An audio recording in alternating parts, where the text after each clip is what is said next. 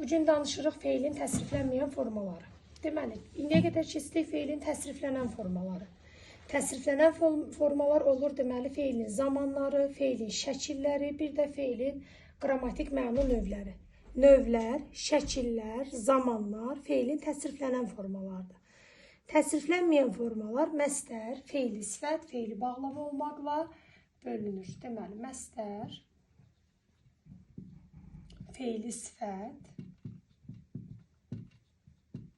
və feili bağlama.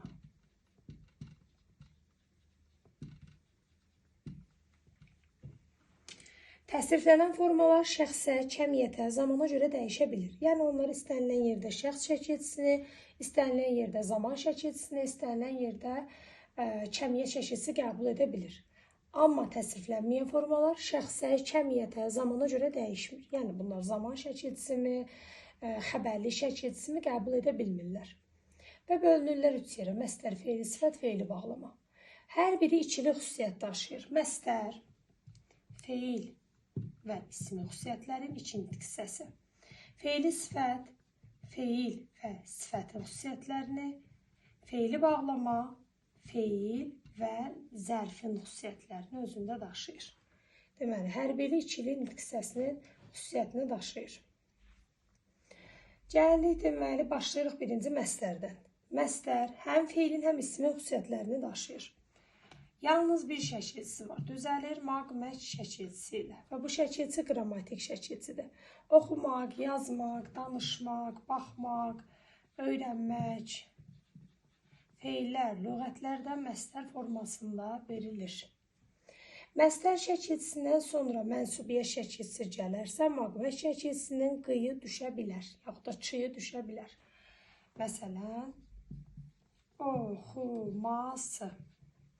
Burada oxumaqdır, qı düşüb, çünki s mənsubiyyət qəbul edib. S bitişdiricidir, mənsubiyyətdir. Oxuması deməli mənsubiyyət gəldiyi üçün qı, çı düşə bilər məstərdə. Yenə də buradakı mamə, inkar yox, məstər şəkilçisi hesab edilir.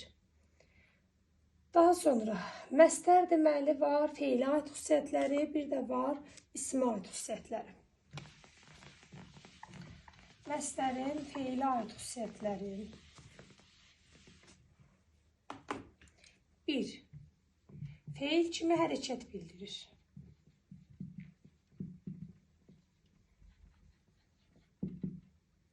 2. Tərkib əmələ gətirir.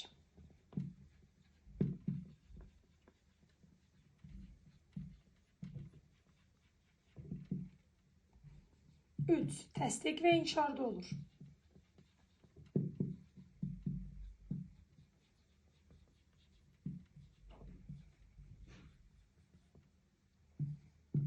4. Qrammatik məna növlərinə görə dəyişə bilir.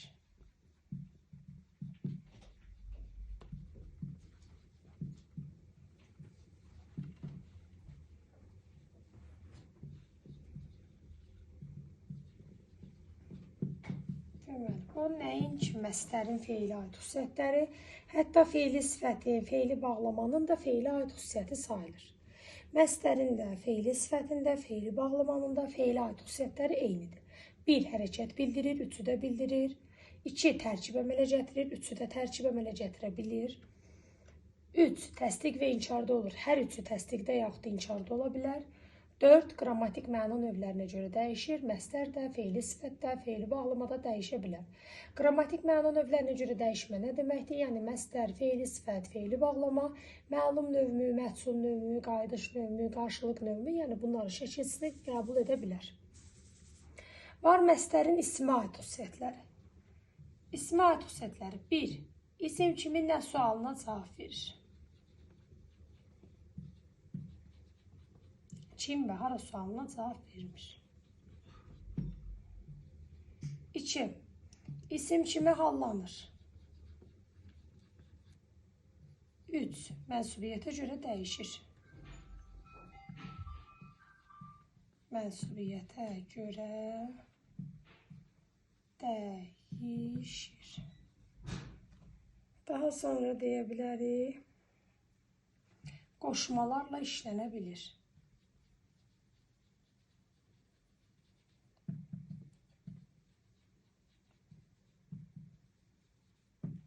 Deməli, məstərin ismi aid xüsusiyyətləri. İsim kimi nə sualına cavab verə bilir? Oxumaq nə? Öyrənmək nə? Hallanır. Oxumaqda, oxumağa, oxumağın. Mənsubiyyəti görə dəyişə bilir. Mənim oxumağım, sənin oxumağın, onun oxumağı, bizim oxumağımız. Qoşmalarla işlənə bilir. Oxumaq kimi, öyrənmək kimi. Oxumağa görə xaricə gedib. Qoşmalarla işlənə bilir. Bir də var, məstər üçün xarakterik olmayan xüsusiyyətlər. Yəni, məstərə məxsus olmayan xüsusiyyətlər. 1. Cəmlənmir. 2. Cümlədə təyin olunur. Deməli, məstər üçün xarakterik olmayan xüsusiyyətlər, məstərin özünə məxsus olmayan xüsusiyyətləri cəmlənə bilməz. Cəmlənsə də bu məstərə özəl xüsusiyyət sayılmır. Cümlədə təyin olunmur sintaktik cəhətdən, olsa da bu məstərə özəl xüsusiyyət sayılmır. Testlərdə qarşımıza çıxacaq, dəfələrlə çıxacaq. Aşağıdaşlardan birində məstər özünə məxsus olmayan xüsusiyyəti daşıyır, yaxud da özünə səciyyəvi olmayan xüsusiyyəti daşıyır. Bu zaman aşağıdan ya larlər şəkilçisi qəbul edən, yəni cəmlənən məstər axtarmalıyam. Məsələn, onların oxumaqları, onların yazmaqları söz birləşməsinin tərkibində cəmlənər. Yenə deyirəm, cəmlənsə də ona özəl olmayan xüsusiyyət sayılır. Yaxud da cümlədə təyin olan məstər axtarmalıyam. Nə zaman məstər təyin olar? Qoşmalarla işlənəndə təyin olar. Amma yenə də bu ona özəl xüsusiyyət sayılmaz. Məsələn, oxumaq kimi gözəl hiss yoxdur. Necə oxumaq kimi? Burada oxumaq kimi qoşma ilə məstər birlikdə işləndiyi üçün cümlədə təyin olur. Amma ona səciyyəvi olmayan xüsusiyyət sayılır. Əgər mənə testdə məstər üçün səciyyəvi olmayan xüsusiyyəti seç deyirsə, ya aşağıdakı variantlardan cəm şəkilsi qəbul edən məstəri tapmalıyam, ya da aşağıdakı variantlardan sintaktik cəhətdən cümlə üzvü kimi təyin olan məstər axtarmalıyam. Amma belə qanunla cəmlənmə ilə təyin olmaq ona məxsus xüsusiyyət sayılmır. Bu bizim məstər dərsimiz. Keçid edirik feili sifət. Feili sifət daşıyır həm feilin, həm də sifətin xüsusiyyətlərini.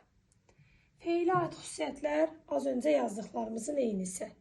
Məsələn, feilə aid xüsusiyyətlərindən deyə bilərik, hərəkət bildirir, təsdiq və inkarda olur, qrammatik məna növlərinə görə dəyişir, tərkib əmələ gətirir. Sifətə aid xüsusiyyətlərini yazaq. Sifətə aid xüsusiyyətləri necə, nə cür, hansı suallarına cavab verir. İkinci, isimləşir, eyni ilə sifət kimi isimləşir. Üçüncü, yanında isim işlənir.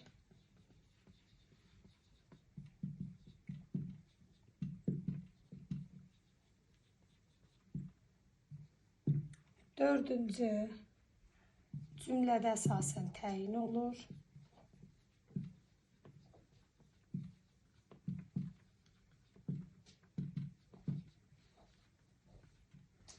Bunlar elə bir ki, məstər deyirəm, feili sifətin sifətindən ortaq xüsusiyyətləridir. Sifət bunları daşıdığı kimi feili sifətdə daşıyır. Yəni, necə, nə cür, hansı sualına cavab verir, isimləşə bilir. Yanında mütləq isim işlənməlidir feili sifətin. Cümlədə də əsasən təyin olur. Feil sifətin şəkilçiləri. An, ən, oxuyan qız. Feil sifəti necə tapırıq? Özündən sonra isim işlənir. Asa, əsi, deyiləsi söz, aca, gəcək, gediləcək yol,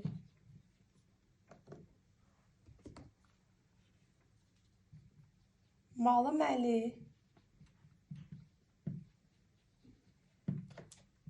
içməli su, mış, miş, mış, müş, yetişmiş meyvə.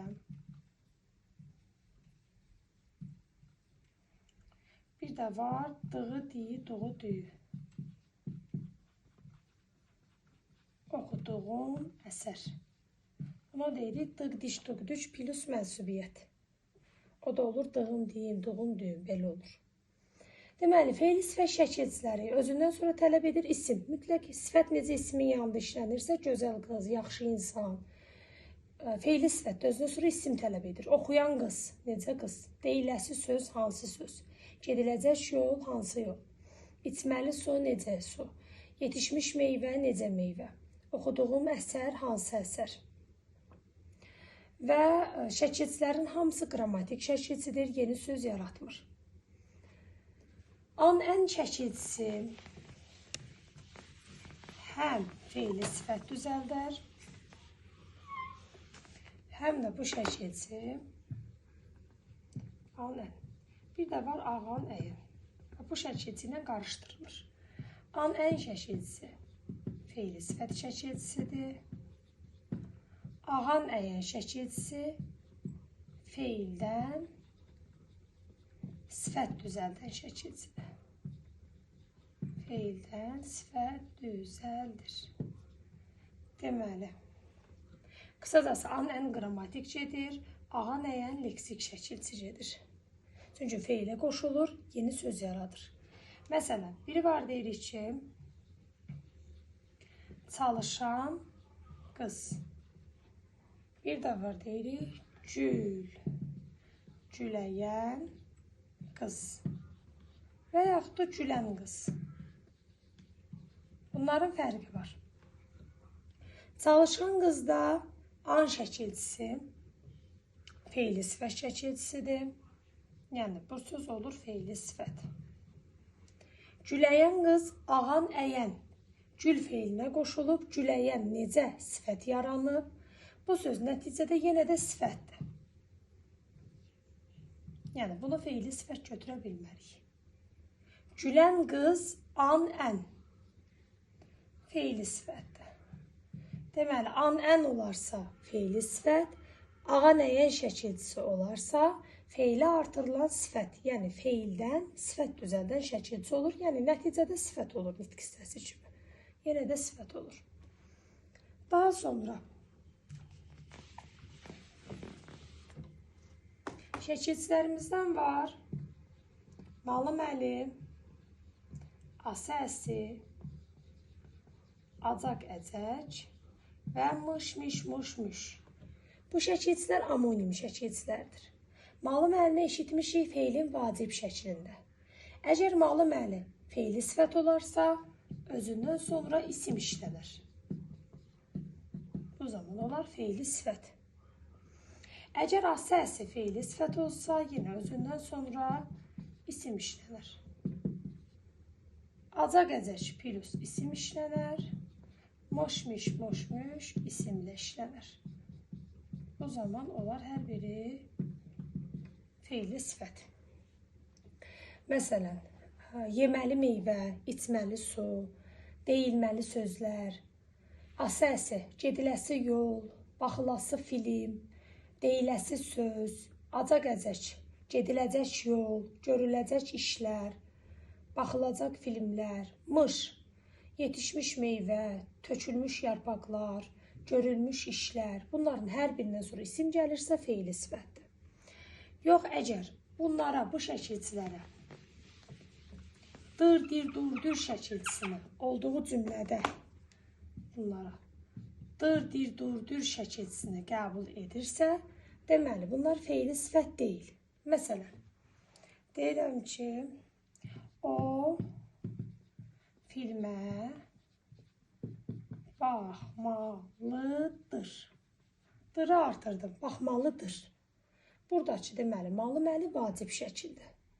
Həm sonda gəlib, özündən sonra isim gəlməyib, həm də dır, dir, dur, dür şəkilçisini qəbul edir. Yaxud da, o bizə gələsidir. Ası-əsi burada lazım şəklidir. Həm sonda gəlib, özündən sonra isim gəlməyib, həm də dır, dir, dur, dür şəkilçisini qəbul edir.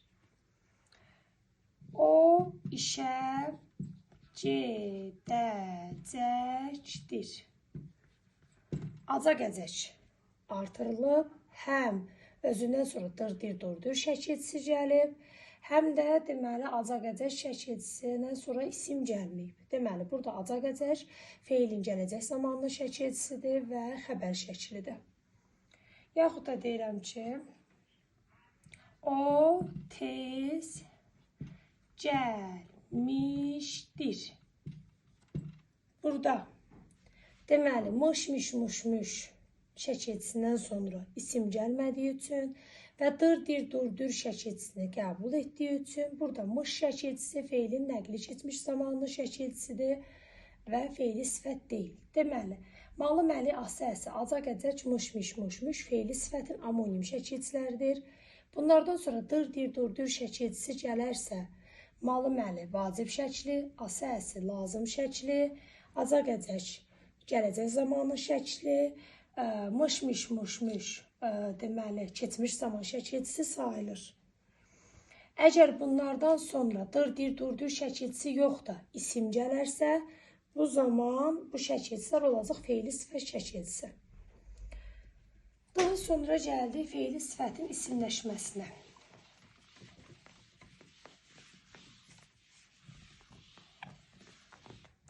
Deməli, feili sifət necə isimləşir? 1. Eyni sifətdəki kimi yanındakı isim düşür. Eyni saydakı kimi yanındakı ismi atır. 2. Cəm, mənsubiyyət, hal qəbul edir.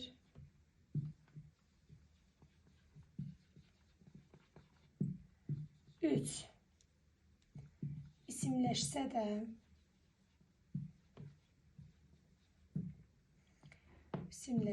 feili sifət olur.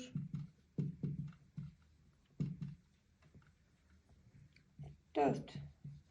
Təyin olunur isimləşəndə.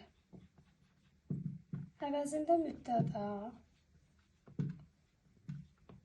tamamlıq, xəbər olur. Yaxşı, bunu bir cümlədə işlədək. Məsələn, oxuyan qız dərsə cavab verdi. Nə etdi? Cavab verdi. Kim? Qız. Hansı qız? Oxuyan. Burada deməli, cavab verdi cümlənin feili, yəni xəbəri, qız mübtədası, oxuyan feili sifətli cümlə üzvü kimi də olur təyin. Biz bunu isimləşdirmək üçün birinci növbədə yanındakı ismi qaldırmalıyıq ki, onun xüsusiyyətlərini özünə götürsün. Yəni, məsələn, deyirik ki, oxuyan dərsə cavab verdi.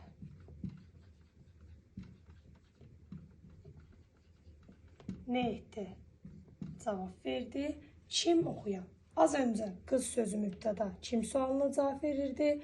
Oxuyan hansı sualına cavab verib təyin olurdu. İndi isə oxuyan kim sualına cavab verib mübtəda olur. Deməli, feili sifət isimləşəndə ilk öncə yanındakı ismi qaldırır, ona məxsus bütün xüsusiyyətləri özünə götürür. Amma nitq hissəsi kimi belə bir cümlə verib, oxuyanın altından xətt çəkərsə, hansı nitq hissəsidir? Aşağıda A variantına tutaq ki, feil qoyub, B variantına sifət qoyarsa, biz bunu yenə də feil seçirik. Yəni, feili sifət isimləşsə də, yenə də feil olaraq qalır. O sifət olmur, isim olmur, yenə də feil olur. Yaxud da cəm, hal, mənsubiyyət qəbul edə bilər. Oxuyanlar dərsə cavab verdi. Oxuyanları çağırın gəlsin, təsirli hal qəbul edər. Oxuyanlarımız yarışda yer tutdu. Burada cəmlə mənsubiyyət qəbul edər. Ən birinci işi yanındakı isim düşməlidir. Biz bunu isimləşdiyini necə tapırıq? Yanına isim qoyuruq. Məsələn, çalışan qızlar qiymət aldılar, çalışanlar qiymət aldılar formasında olarsa, özümüzdən qız ismini artırırıq. Çalışan qızlar, çalışan insanlar, çalışan oğlanlar. O zaman isimləşdiyini daha rahat tapırıq. Yaxud da isimə aid hansısa bir şəkilçi qəbul edir. Orada bilirik ki, feili sifət isimləşib. İsimləşsə də morfoloji baxımdan, yəni nitq hissəsi baxımından yenə də feil olaraq qalır. Daha sonra feili sifətin ən böyük özəlliyi özündən sonra isimin işlənməsidir. Eyni sifət qaydasında.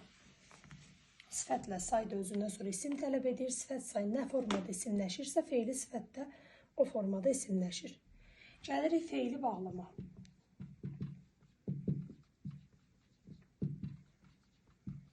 Feili bağlama daşıdı həm feilin, həm də zərfin xüsusiyyətlərini. Feilə aid xüsusiyyətləri məstərdə yazdığımız dedik üçünə də aiddir. Feil kimi təsdiq inkarda olur, feil kimi tərkib yaratmaq, qrammatik məna növlərinə görə dəyişmək, bir də hərəkət bildirmək. Zərf kimi deməli, hərəkətin, tərzini, zamanını, miqdarını bildirir. Qeyd. Yer bildirmir. Deməli, zərfdən fərqi, zərf yeri də bildirir, feili bağlama yer bildirmir. İkinci, zərf kimi cümlədə zərflik olur. Burada bir qeyd yazırıq. Zərf digər cümlə üzvləri ola bilir.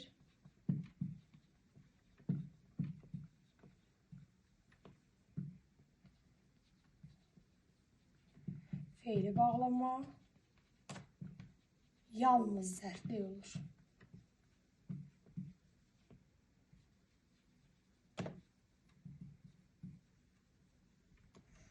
Deməli, feili bağlamanın zərfinin ortaqları hərəkətin zərf kimi tərzini, yəni hər ikisi tərz bildirir, hər ikisi zaman bildirir, hər ikisi miqdar bildirir. Lakin zərf hərəkətin yerini də bildirə bilər, feili bağlama yer bildirə bilməz. Zərf kimi cümlədə zərflik olur, yəni feili bağlama da zərflik olar zərfdə. Amma fərqi zərf, mübtəda, xəbər, təyin, tamamlıq ola bilər. Feili bağlama yalnız və yalnız zərflik olar. Başqa heç bir cümlə üzvü ola bilməz. İsmi xəbər, feili xəbər, mübtəda, təyin, tamamlıq heç vaxt ola bilməz. Ancaq zərflik olar. Feili bağlamanın digər bir özəlliyi cümlədə özündən sonra başqa bir feil gəlməlidir.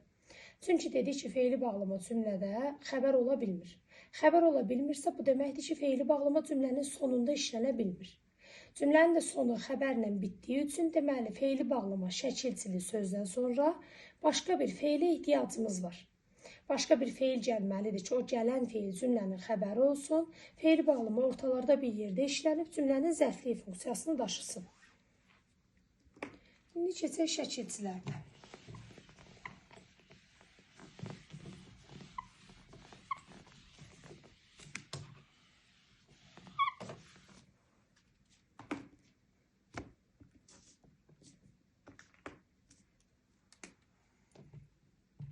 Şəkilçilərindən deməli feili bağlamanın var, anda, əndə.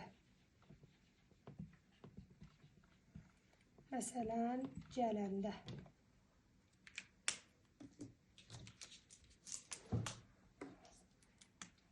İkinci,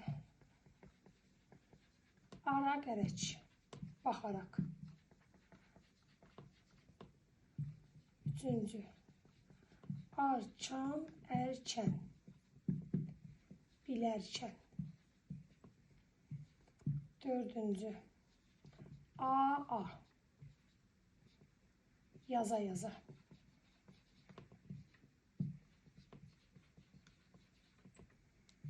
Beşinci, armaz. Çatar-çatmaz.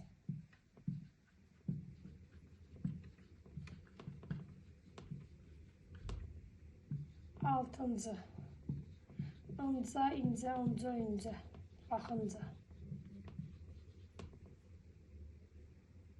Yeddinci, dıqca, dişcə, doqca, düşcə. Gəldikcə. 8, dıqda, dikdə, duqda, düşdə. Çatdıqda. 9-cu, ıb, yazıb. Bir də var, deməli, 10-cu. Madam, mədən, demədən. Deməli, feili bağlama şəkilçilərinin hamısı qrammatik şəkilçilərdir. Feili bağlama cümlədə özündən sonra başqa bir feilin gəlməsini tələb edir. Anda, əndə, gələndə, yazanda, baxanda, ara qərəc, baxaraq, çataraq, gələrək, gülərək, arkan, ərkən, bilərkən, deyərkən, gedərkən, yazarkən, sonra yaza, oxuya, danışa, baxa, armaz, çatar, gələr, gəlməz, gedər, getməz, ınca, çatınca, gəlincə, baxınca, yazınca, dıqca, gəldikcə, getdikcə, dıqda, çatdıqda, gördükdə, yazdıqda, yazıb, oxuyub, danışıb, deyib, gülüb, madam bilmədən, demədən, eşitmədən, görmədən. Və bu şəkilçilər hamısı qrammatik şəkilçilərdir. Yadda saxlamağın asan yolu A ilə başlayanları birinci öyrənirik. Anda, ara, qarkən, armaz. Yeri gəlmişkən armaz eyni feili artırılmalıdır. Məsələn, gedər, gəlməz desə olmaz. Çünki birinin kökü get, birinin kökü gəl. Bu olmaz. Gələr, gəlməz, gedər, getməz, satar, çatmaz, baxar, baxmaz. Yəni, kökləri eyni olan feili artırılmalıdır. Bir tərəf təsdiq, bir tərəf inkarda olur. Yaza, məsələn, bunun da feili bağlama olduğunu necə tapırıq? Araq şəkilçisini əvəzləyirik. Yaza, yazaraq. Yaza gəldi, yazaraq gəldi. Yaxud da danışa, içəri girdi, danışaraq içəri girdi. Gülə, cavab verdi, gülərək cavab verdi. Əvəzləyərək tapırıq. Daha sonra əzbərləmə metodu. Inca, dıqca, ca şəkilçisini yadımızda saxlayırıq. Dıqda, dıqcaya oxşadığı üçün dıq hissəsindən yadda saxlayırıq. Amonim şəkilçisidir, keçmiş zamanda da var idi. Bir də madam, mədən. Feil bağlama şəkilçilərin bir dənə də rahat tərəfi budur ki, hər biri iki hecalı şəkilçidir, yəni uzun şəkilçidir. Bunlardan heç biri amonim deyil. Başqa yerdə eşitməmişdik. Yalnız ıb şəkilçisi amonimdir. İçlərində bir dənə ıb şəkilçisi amonimdir. Çünki o nəqli keçmiş zamanda da öyrənmişdik. Feilin xəbər şəklini əmələ gətirir.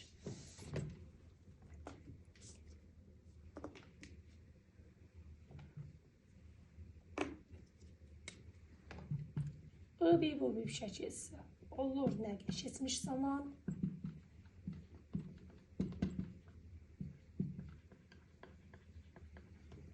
Bir də olur feili bağlama.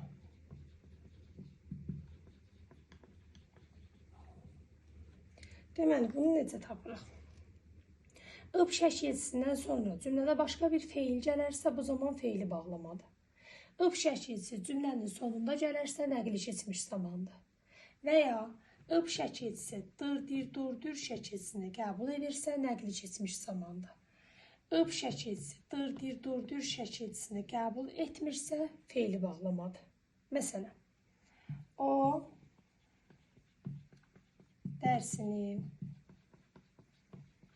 oxuyub getdi. Birində də deyirik, o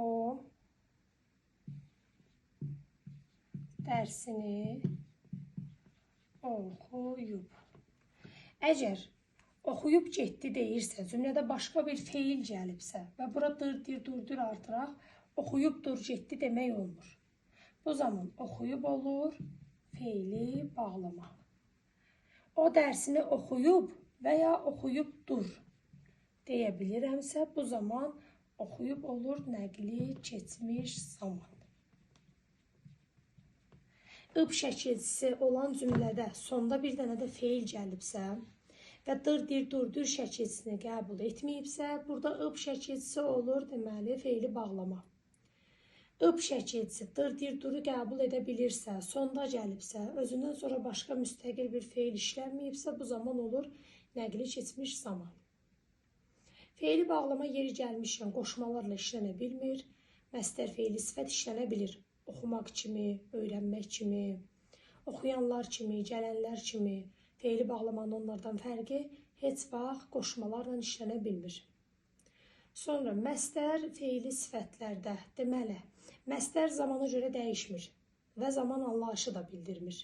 Feili bağlamada zamana görə dəyişmir, zaman məzmunu bildirmir. Amma feili sifət zaman məzmunu necədir? Yəni cümlədə zaman zərfliyi ola bilər. Feili sifətin amma zaman anlayışı bildirən şəkilçiləri var. Bunları da deyək son olaraq. Deməli, feili sifətdə an, ən, əsəsi, acaq, əcək, bir də malı, məlim, mış, miş, muş, müş, dığı, diyi, doğu, düyü. An, ən, indiki zaman məzmunu bildirir. Diqqətli olmaq lazımdır ki, bu indiki zamanın şəkilçisi deyil. İndiki zamanın şəkilçisi ır, ürürdür. Bu sadəcə tərkibində indiki zaman anlayışı var. Məsələn, oxuyan qız, yəni indi oxuyan. Çalışan adam, indi çalışan. Danışan qadın, indi danışan. Ası, acaq, malı. Gələcək zaman anlayışı bildirir.